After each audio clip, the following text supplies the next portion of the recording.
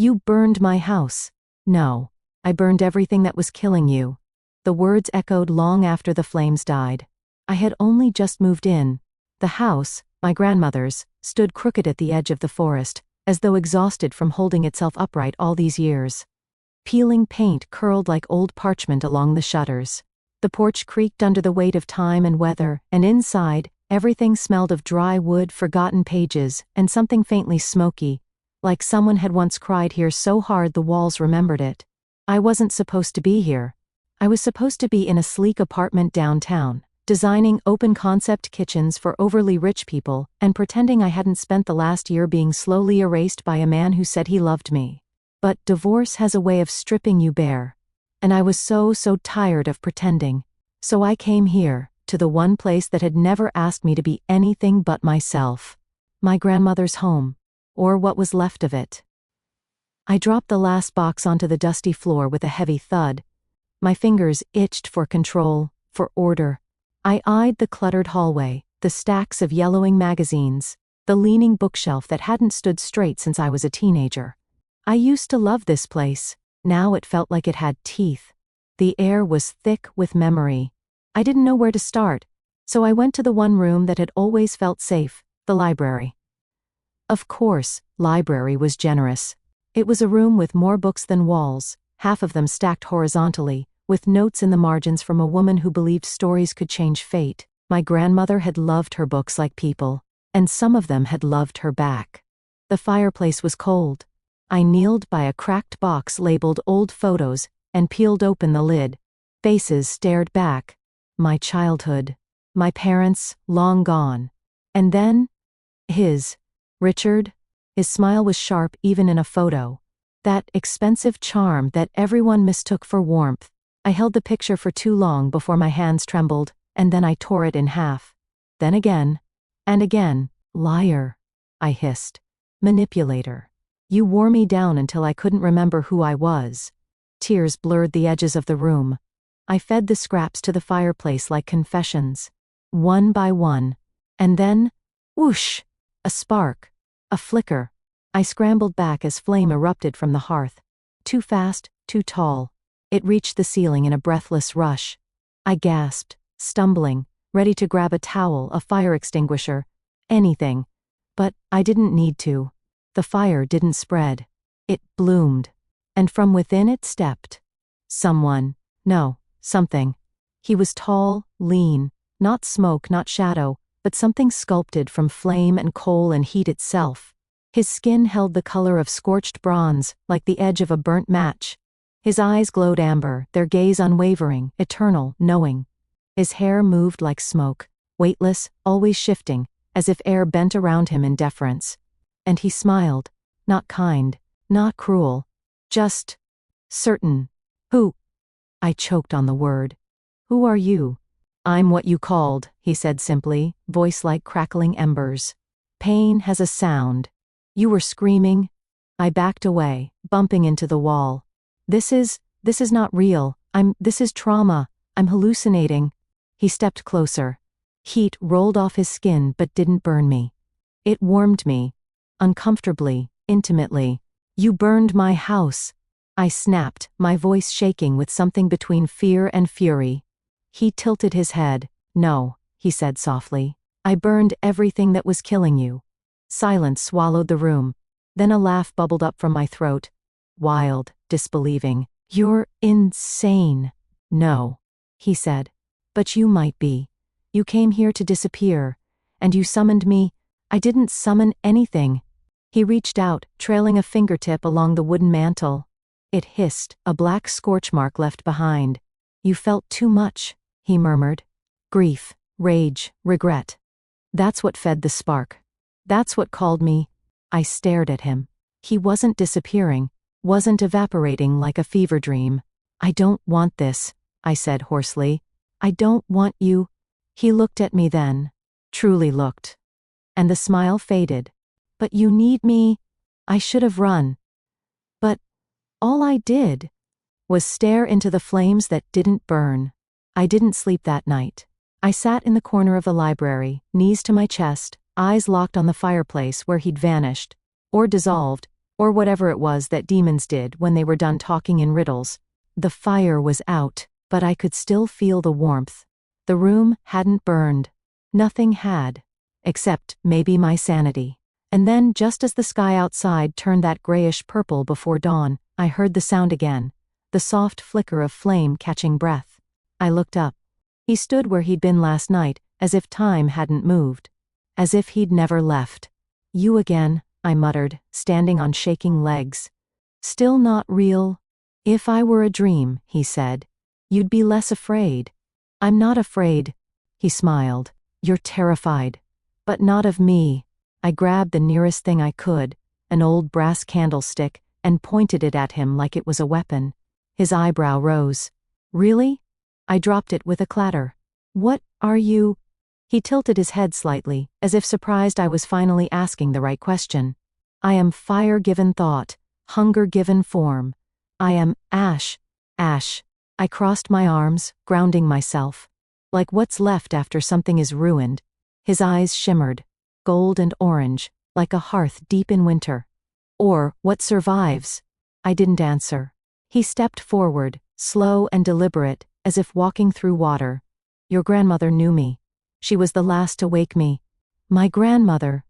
I blinked. You knew Nana Rose? Ash nodded. She was strong, sharper than most humans, lonely. But she had will. And pain. And stories she never told. I sank onto the worn couch. It creaked under my weight. So what, you haunted her? I was drawn to her, he corrected. But she was the first to bind me, not with spells, with understanding. I scoffed. That sounds fake and incredibly poetic. She fed me, he said. But she didn't let me burn. His gaze flickered toward me. You're different. How? You don't hold your fire, you smother it until it chokes you. Then you explode. I stared at him, every nerve tight. Ash moved closer, slowly. I only appear when the flame is real, when the emotions boil over, rage, grief, the desire to destroy. That's when I wake. I shook my head. So what, you're some kind of emotional vampire? Feeding off women on the brink? No. He crouched beside me, eyes level with mine. I feed off heat, the heat of what makes you human. Not love, not compassion, but rawness. You are raw.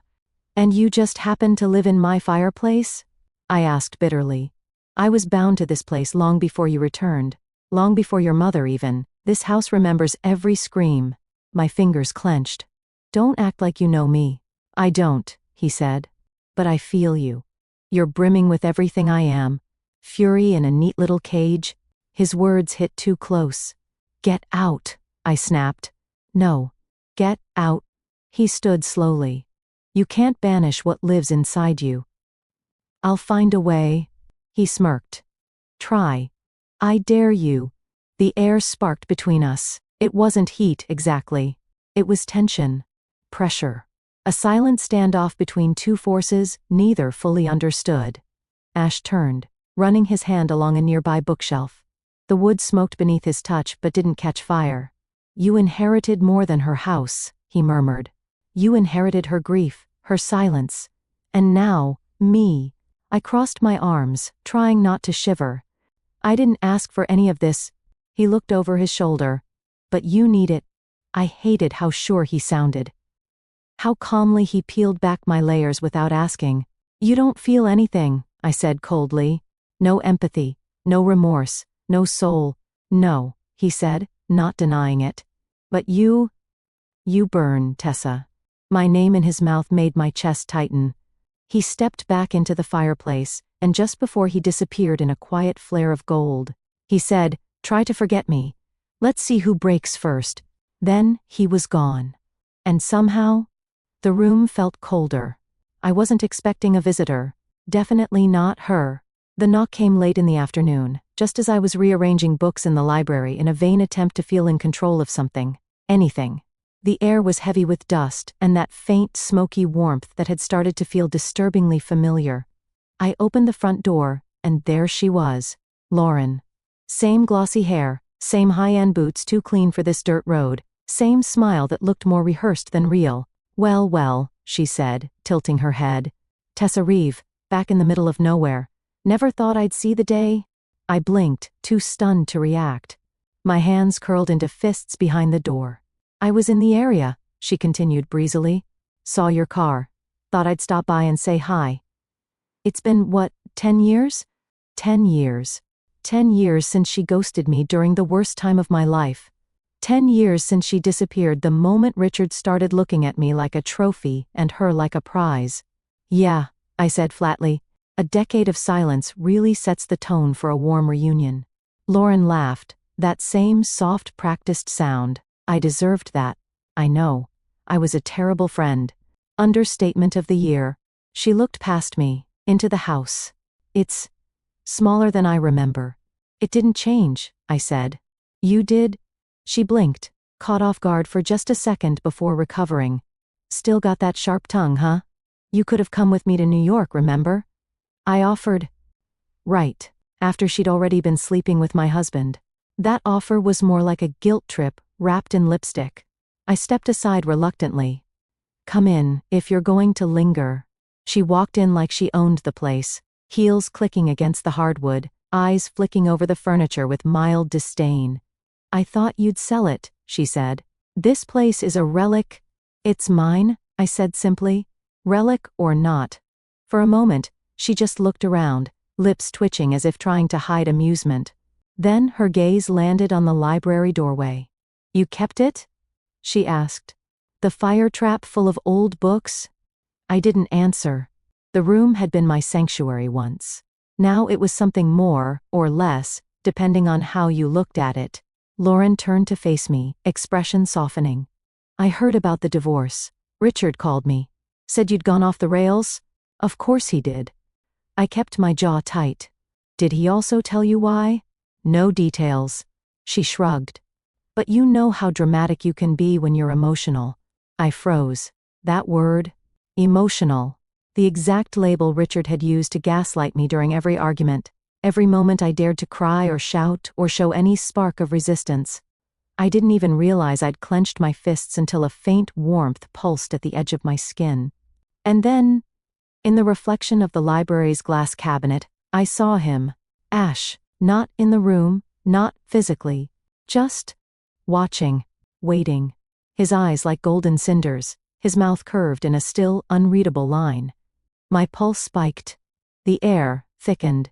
A soft swirl of dust lifted off the floor. Or was it ash? Lauren didn't notice. Of course she didn't. You okay? She asked lightly, brushing a strand of hair behind her ear. You look flushed. I'm fine, I said, too fast. Ash didn't speak. He just was, like a pressure behind my ribs. Lauren wandered to the mantel, running her fingers across it carelessly. You know, there's been talk, she said casually, about the deed to this place. Something about how it wasn't properly transferred? I mean, technically you were married when your grandmother passed. I stared at her. There it was, the real reason she came. Richard sent you, I said. She smiled faintly. He just wants what's fair. What's his, you mean? Ash's reflection flared brighter. I could almost feel him leaning in. Lauren stepped back, brushing off her palms. Anyway, I'm just here as a friend. You were never that. Her expression darkened, but she recovered with a practiced laugh. You're always so dramatic. There it was again. The temperature around me spiked. The lamp flickered. Ash's outline shimmered like heat on pavement. And I felt him, not touching, not speaking, but pressing, amplifying everything already burning inside me. I took a slow breath. Focused. I think it's time you left. Lauren raised a brow. Tess. I said, leave. She paused, then smirked. Suit yourself. But you might want to check the paperwork. Wouldn't want to lose your precious fire trap. And with that, she walked out, heels clicking, hair swaying. The door shut behind her. I exhaled, hands trembling. The cabinet glass rippled, just once, and Ash's voice curled around the edges of my mind. She stoked the flame. I stared into his reflection. So burn her, I whispered. And Ash smiled. It was the third time my kitchen light flickered when the circuit blew completely. I sighed, already kneeling by the old breaker box in the hallway when I heard gravel crunching outside. Through the window, I spotted a man in dark jeans, a gray t-shirt stretched across broad shoulders, and a toolbox in hand. Great. A neighbor. I opened the door cautiously. "Hey," he said, offering a friendly smile. "You must be Rose's granddaughter. I'm Owen. I live next door, sort of, half a mile that way." He gestured vaguely toward the trees. Owen was probably in his early 30s, a little rough around the edges, but in a clean, competent way. Tan skin, calloused hands, a faint scar along his left forearm. "Your porch light's been flickering for days," he added. "Figured you might need help with the wiring. This house is ancient." I hesitated, then opened the door wider. "I'm Tessa. And yeah, it's definitely ancient. Come in." He walked in without crowding the space, already glancing at the walls like he'd been here before. "My dad used to help your grandma fix things around here," he said. "She always paid him in peach cobbler." I smiled faintly. "That tracks." Owen knelt by the breaker panel, flipping a few switches. "It's mostly corrosion. I can fix it up. You've also got an issue with your chimney draw. The stove's backing smoke into the library." My stomach clenched. "The library, of course. Is that dangerous?" "Could be, or it could be nothing." "Want me to check?" I hesitated, then nodded. "Sure." We walked together through the hallway. He paused in the doorway to the library. "You've still got the original wood-burning stove," he said, kneeling by the hearth. "Charming, but these things can be unpredictable." "Smell that?" I did. A faint burn, not smoke exactly, but something deeper, more primal, like ash, I murmured. Owen nodded, sniffing again. "Could be old soot in the flue, or maybe something still smoldering." He reached in with gloved hands, brushing away cold coals. "Doesn't seem active, but something's off." He looked up. "You sure you haven't used it lately?" I didn't answer. Because, what was I going to say? "Yeah, actually, there's a demon who lives in my fireplace. He pops out when I'm emotionally unstable." Instead, I crossed my arms. "Maybe it's just the house settling." Owen gave me a long look. "If you smell anything stronger, like burning wood or sulfur, call me." Fire spreads fast in these old bones. He stood and dusted off his jeans. "Want me to take a look at the back wiring tomorrow?" "That'd be nice. Thanks." He smiled. And I hated how easy it would be to fall for that kind of kindness. I was too tired for kindness. Too wired for suspicion. "You've been through something," he said suddenly, gently. "You don't have to tell me, just take care of yourself, all right?" I nodded once. He left shortly after, his boots crunching on gravel again, and I leaned against the doorway, exhaling hard. And that's when I felt it. Heat. Not from the stove. From behind me. I turned, and the fireplace flared softly, like a sigh. Ash emerged from the cooled embers as if pulling himself from a bed of coals. His body shimmered with faint orange light, skin cracked with glow lines like lava beneath a crust.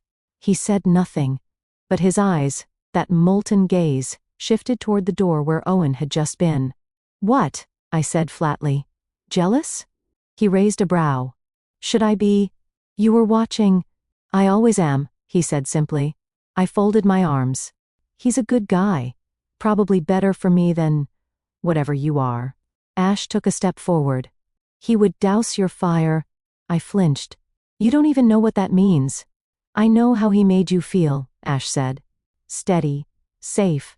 Like cooling coals. And you?" I whispered. He held my gaze. "I am everything you bury, everything you deny. I don't soothe. I ignite." A beat passed in silence.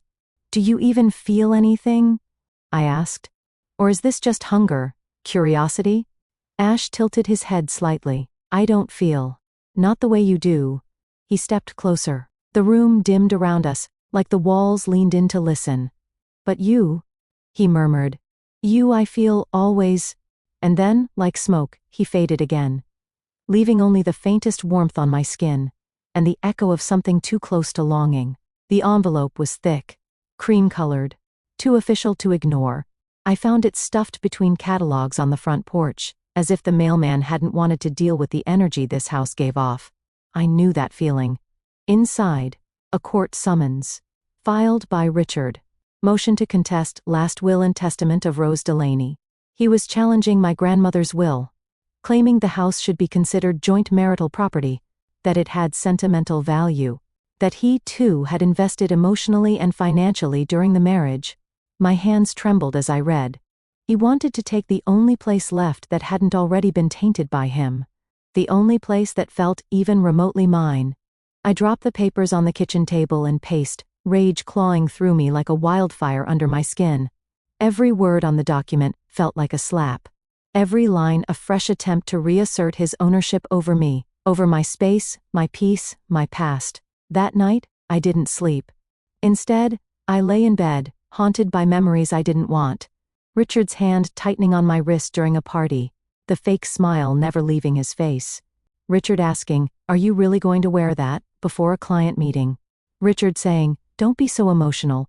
People will stop taking you seriously." His voice lived in the back of my skull, just waiting for quiet to crawl forward. By 3 a.m., I was back in the library. The fireplace pulsed faintly, not from heat, but something deeper, like it too had read the letter. "I hate him," I whispered into the silence. "I hate that he can still do this, still pull strings." Ash didn't appear immediately. But I felt him. Like pressure in the air before lightning strikes. "I can kill him, if you like." The words came calmly from behind me, spoken as casually as someone offering to fix a loose shingle. I turned. Ash stood by the mantel, arms folded, expression unreadable. "No," I snapped. "No?" He repeated. "But you want to?" "Yes. And that scares me." He stepped forward. "You're allowed to want justice." "That's not justice." I shoved the court papers toward him. "That's revenge. And I'm done letting revenge take up real estate in my life." Ash looked down at the papers, then at me. His gaze wasn't soft, but it wasn't sharp either. Just watching. "He's trying to own me again," I said. I left. I signed the papers. I gave up everything just to get away. "And now he wants this? The house?" Ash asked. "No, me. He wants control. That's all he ever wanted." Ash's skin flickered, veins of gold lighting under his surface, like fire moving under earth. The air heated instantly. "Let me burn him," he said again. "It would be so easy." "No." I didn't mean to yell, but it tore out of me. I don't want to be that woman. The one who fights fire with fire until there's nothing left but ash. He didn't answer.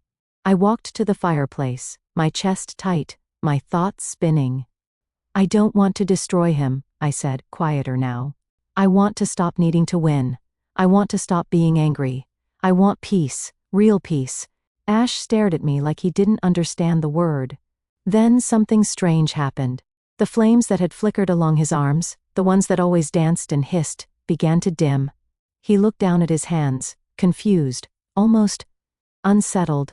"I didn't extinguish them," he said. I stepped closer. "You didn't need to." He watched his own skin as the glow faded into something warmer. Softer, like coals at the end of a fire, not dead, but resting. "I've never stopped burning," he murmured. "Not until now." I exhaled shakily. "Maybe you don't have to burn everything to matter." He looked at me then, really looked, like something was shifting in the way he saw me. Or maybe in the way he saw himself. A silence settled between us, but it wasn't empty. It was full of possibility, of change. "Do you think peace is stronger than rage?" he asked. I smiled bitterly. "I think peace is the thing you fight for after you survive the rage." Ash nodded slowly, then stepped back into the hearth. Before fading, he said quietly, "Then let me help you protect it." And for once, I believed him. I found him waiting in the library, not emerging from flame or whispering from shadows, just standing by the shelves, fingers trailing lightly along the spines of old, worn books, as if he belonged here, as if he'd always belonged here. Ash turned his head slightly when I entered, like he'd heard me breathe. "I want to show you something," he said. I didn't ask what. I just walked closer. He raised one hand and pressed it to the cracked wood of the fireplace mantel. For a moment, nothing happened. Then the room shimmered. Not with fire, but memory. A slow warmth spread through the air, like sunlight through closed curtains. And then, she appeared, my grandmother, younger than I ever remembered her. Strong, still, but tired in a way I hadn't understood when I was a child. She was sitting in this very room, her hands wrapped around a chipped teacup. Across from her, a faint flicker in the shadows. Ash. Not fully formed. Not as human-shaped as now. Just a silhouette of fire and smoke, pulsing softly like a heartbeat. She found me when her world was breaking, Ash said, voice low. Widowed young, one child gone. The other stopped speaking to her. She didn't cry. The vision moved, my grandmother staring into the hearth, whispering something I couldn't hear. But Ash's form leaned in. She didn't beg, she didn't scream, she just sat here. And said, "If you're going to destroy me, do it quickly. I don't have time to be afraid." I swallowed hard. What did you do? I stayed. The memory flickered and faded, dissolving back into the familiar shelves and creaking walls. She didn't want power, or revenge. She wanted someone who didn't ask her to be okay. I looked at him, really looked. You were her demon? I was her mirror, he said simply. We stood in silence for a moment. She taught me restraint, he added. But you make me wonder if I'm capable of more than that. Like what? Ash turned toward me, and for the first time, I noticed how still he became when I was near. No flickers, no glowing heat veins, just a quiet intensity that made my breath catch. Feeling, he said. Not like you do, but pieces, echoes. And what do you feel now? He stepped closer. Not threatening, not overwhelming. Just present. Confusion, hunger, pull. I took a shaky breath. That's not exactly comforting. I don't exist to comfort. His fingers brushed mine, hot, but not searing, more like the warmth after holding a mug of tea too long. I should have stepped away, but I didn't. Instead, I whispered, I don't know what this is. I'm not made to be yours, he said, his voice softer than I'd ever heard it, but I am for you. And then, he kissed me. His lips were heat, pressure, raw intention. Not clumsy or human, but deliberate. Elemental. Like something old and wild finally finding form. My heart thudded so hard I thought I'd faint. But it wasn't fear. It was fire. When he pulled back, I was breathless. Shaking. Ash studied my face. Too much? No, I whispered. Just enough to make me wonder what the hell I'm doing. A trace of amusement curved his lips. You don't trust easily. I've been burned, I said. He nodded. So have I. And somehow, that made it easier. Not safe. But real. The smell of smoke woke me. Not the soft phantom warmth I'd come to associate with Ash, but something acrid and real. Sharp. Wrong. I threw on a coat and ran barefoot across the yard, heart hammering against my ribs. Flames licked the edge of the old storage shed behind the house, bright orange tongues devouring dry wood and memories. The roof had already begun to collapse. By the time I reached the fence, the fire truck was already there. Owen, in full gear, barking orders like it wasn't personal, like my world wasn't burning for the second time in my life. I watched, useless, as water hissed against the blaze. Steam rose. The fire resisted like it had a will of its own. I looked toward the library window. But Ash didn't come. Later, after the fire was out and the edges were cold and black, Owen walked toward me. Helmet under one arm, face drawn tight. No one was hurt, he said. That's what matters. I don't care about the shed, I whispered. I care why. He hesitated. Accelerants were used, he said quietly. This wasn't spontaneous combustion. It was set. My stomach dropped. Do you think it was kids? Owen shook his head. Too clean, too deliberate. Then, gently, anyone holding a grudge? Lauren. But she was gone. Hadn't answered my texts. Her number went straight to voicemail. Had Richard pulled her strings too far?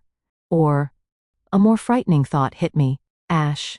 Was this his idea of protecting me? Of punishing someone behind my back? I hadn't seen him since the kiss.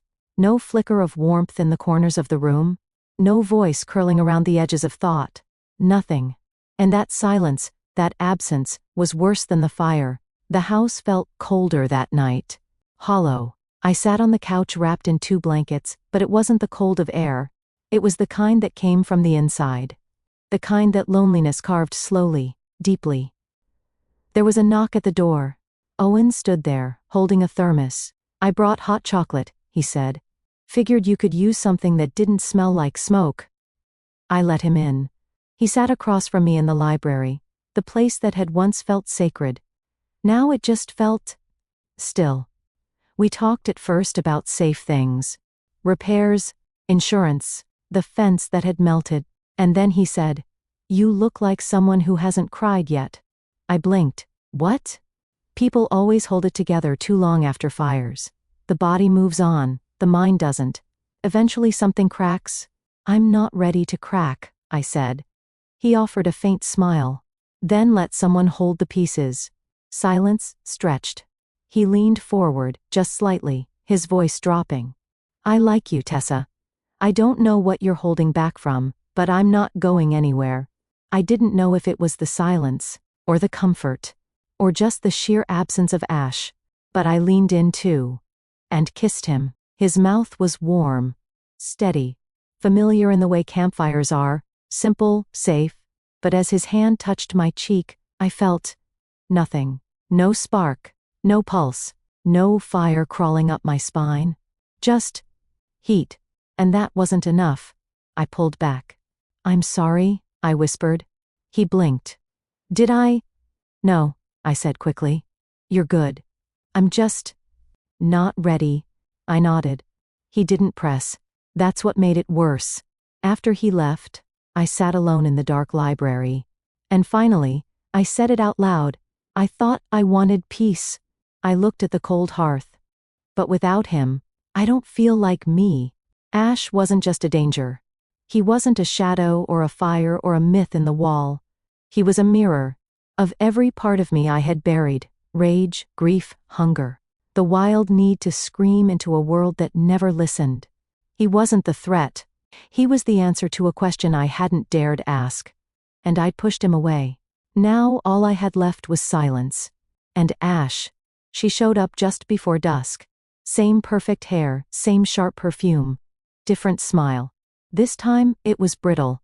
"I thought you were smarter," Lauren said, standing at the edge of my porch like it might bite her. "But here you are, still pretending this place matters." I didn't flinch. "What do you want?" "I'm here to be decent," she said, her voice honeyed. "To tell you the truth, before it all goes public." She stepped closer. "I didn't invite her in. I gave Richard access to the deed," she said plainly. "The one in the county archives. He's paying for my apartment while I take time to find myself. Generous, right?" My stomach turned. "So you sold me out for rent?" "Oh, come on," she laughed.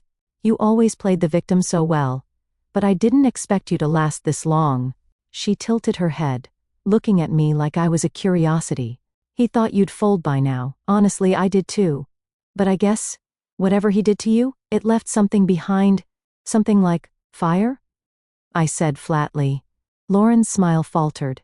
Her gaze flicked toward the library window. "I don't know what's in there," she muttered. "But it isn't normal." "You aren't normal anymore, Tess." I didn't respond. She stepped back, heels crunching against gravel. "He'll win," she said softly. "He always does. And when he does, he'll be your end, not mine." She turned and walked away. This time I didn't stop her. Because the moment she was gone, I felt it. A pull in the air. I ran to the library, heart pounding, and stopped short in the doorway. Ash was there. But not as I remembered. His body shimmered with cracks, glowing like coal beneath broken stone. His skin flickered like burnt paper, veins of gold barely holding him together. "Where have you been?" I breathed. He didn't move. "I left," he said finally. "I wanted you to feel what it meant. The silence, the cold, a life without fire. You thought it would break me?" "No," he said. "I thought it would remind you what I am." I stepped toward him. He looked ruined. Beautifully, painfully ruined. "You're not just fire," I whispered. "Not anymore." Ash met my eyes. "You're wrong. I'm still flame. I just learned not every blaze needs to destroy." For the first time, I saw something behind his gaze. Not heat, not hunger, regret, and maybe something gentler. I reached out. He didn't pull away. His hand was warm, not scalding, like a hearth that had waited too long to be touched. And just then, a quiet click echoed behind the old bookshelf. We both turned. A loose board had shifted behind the fireplace painting, a blackened portrait of my grandmother, one corner long ago scorched by accident. I stepped forward, pried it loose, and there it was. A hidden panel, inside, a letter, sealed in brittle parchment. I opened it with trembling fingers. It wasn't just a letter. It was the original will. No notary. No digital copy. But it was real. Written in my grandmother's looping, stubborn handwriting. To Tessa Delaney Reeve, my granddaughter, the only one who saw past what people claimed to be and into what they were. This house is yours, not just in title but in spirit. Ash leaned closer, eyes flickering as I reached the final lines. To those who inherit this place, love it fiercely, even the fire that lives within. Especially that. There was one more sentence, smaller, scrawled almost like a secret. For those who can love even flame, he will not burn them. I looked at Ash. He didn't speak. He didn't need to. The days that followed were quiet. But not in the way they used to be. Not heavy with grief. Not filled with the echo of what had been lost. This silence was lighter, settling, a calm between storms, or maybe the peace that finally comes after one. Ash didn't vanish again. He didn't haunt the corners of the house, or appear only when I unraveled.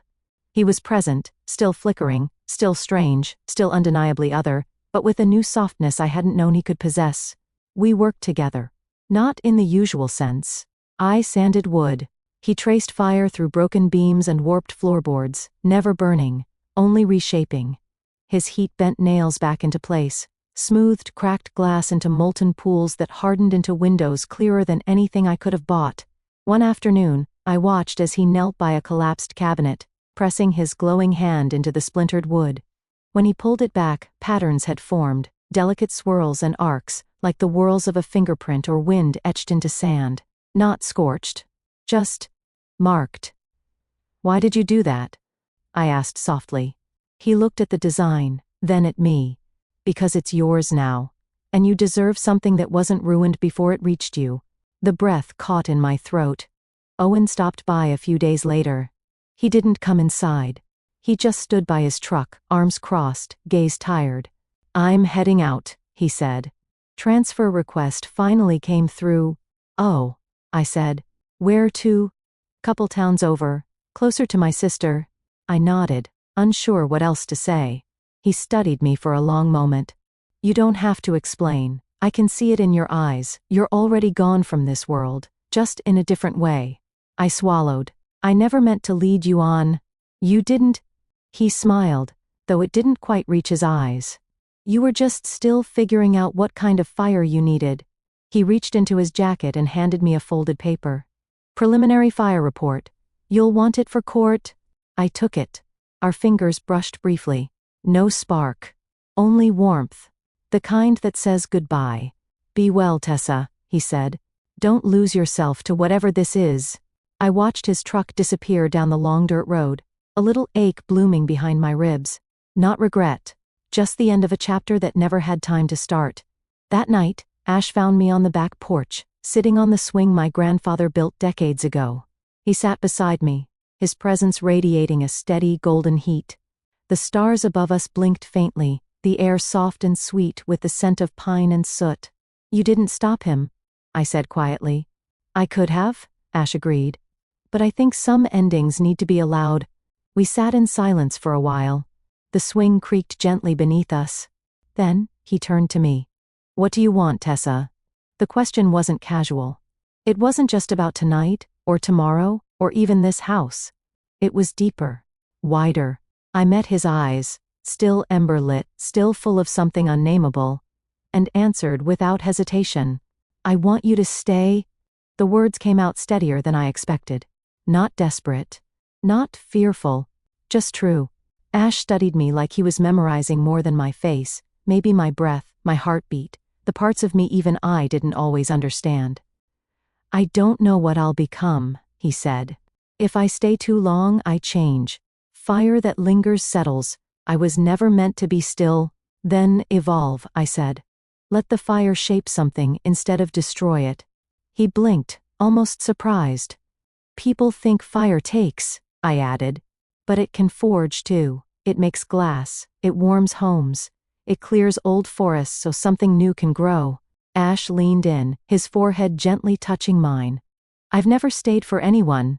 You haven't stayed for me yet, I whispered. A pause. Then he said, I will. The house wasn't perfect. It had cracks I couldn't fix and windows that still fogged on cold mornings. Some floorboards creaked no matter how many times we tightened the nails. And the walls. They held whispers. Of grief. Of laughter. Of things that had burned and the things that had survived. But it was mine. Ours. And for the first time in years, it felt like I belonged to something that didn't want to control me, change me, or drain me dry. The kitchen smelled like cinnamon and smoke. The walls were covered in warm wood Ash had sealed himself, lines of scorched art running like veins through the grain, subtle and alive. The shelves were full of crooked books and imperfect mugs, and I'd stopped trying to make them look like something out of a magazine. Because I didn't need perfection anymore. I needed truth. The library was no longer haunted. It was inhabited by me, by him, by a quiet that wasn't absence but presence. Ash didn't appear from fire anymore. There were no flares or sparks when I wept or laughed or touched the edge of old pain. He was just there, always close. Not as heat, but as warmth. Not as a storm, but as a steady ember that refused to go out. Sometimes when I worked in the garden, I'd feel his gaze before I saw him. Standing under the old pine tree, barefoot in the dirt, half shadowed, half light. He didn't speak much in those moments. He didn't have to. I stopped dreaming about Richard. Stopped bracing myself when the mail arrived. Stopped searching for Lauren in crowds. Stopped waiting for permission to breathe. I had unraveled. And rewoven myself into someone I almost didn't recognize, until I realized this version of me was who I had always been trying to reach. Strong. Scarred. Whole. The rain came one evening in early fall, slow at first, then heavy, like the sky had held back for too long. I lit the fireplace. Not because I needed warmth, but because the sound of it made the house feel like a heartbeat. Ash joined me without a word. He sat behind me on the rug, his legs framing mine, his chest at my back, his arms wrapping around me. Not tight, not possessive, just enough. His skin radiated heat, but it didn't burn. It had never burned since I asked him to stay. I leaned my head against his shoulder. The rain tapped the windows, gentle and endless. He rested his chin on my hair, breathing in slowly. You've changed, I said quietly. I was always changing, he replied. You're the first who stayed long enough to see it. I smiled at the flames. They weren't wild tonight. Just soft. Flickering. Reflecting. Do you miss what you were? I asked. No, he said. I miss nothing. But you feel now, I reminded him. I do, he said. Because of you. We sat in silence. Outside, the forest sighed beneath the rain. Inside, the house held us, not as prisoners, not as guests, but as something in between, something chosen. I turned slightly, just enough to see his face. You're still a demon, I whispered. Ash didn't flinch. He smiled. Yes, he said, but you are my flame. He kissed my forehead, then rested his against mine. And I? He murmured, voice low, steady, like the fire behind us. I am your home,